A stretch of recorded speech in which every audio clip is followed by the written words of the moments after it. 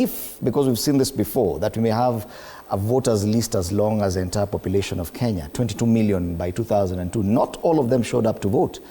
Even if we register all of them, but then the feeling is that this game has already been rigged from the start. We will still have the same apathy come 2027. I will start looking at the allegations made by Honorable Kalonzo Musyoka. Honorable Kalonzo Musyoka is a lawyer, and he knows very well that for you to make an allegation, it needs to be backed with evidence, tangible evidence. Without evidence, it remains hearsay.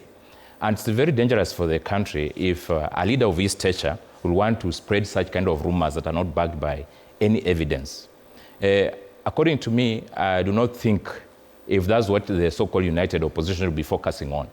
If they really want to mobilize their numbers, they are supposed to be down there on the ground, not addressing press conferences on unfounded allegations. They should be mobilizing their support bases for them to register as voters. How many people have we registered so far?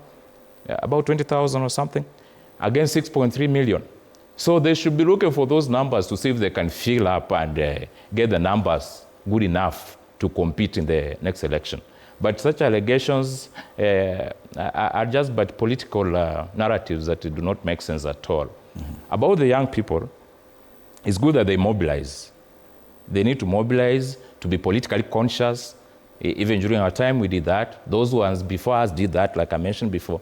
And during their time, they must also be part of the political processes. And the political processes are not homogeneous. It does not mean that if the young people are mobilizing, they're only mobilizing on the side of opposition or mobilizing on the side of the government. There are those ones, there are young people who are interested in President Ruto's re-election. Then there are those young people who think otherwise, and it's their democratic right to think so.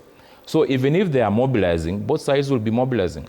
And that's why I do not think there is a homogeneous youth vote. That's something that must sink in the minds of Kenyans, and they know that. There are people who are young enough, and they are supporting President Ruto's re-election. Just like there are those ones who in the opposition, like Malala, who are all over, because they have their own reasons as to why they're in the opposition.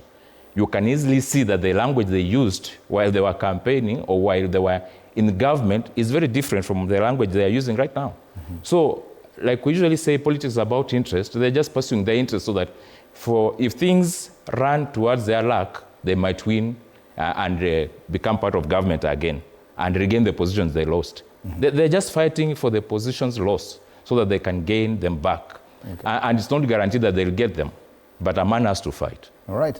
Yes. But such allegations have the potential of even causing voter apathy.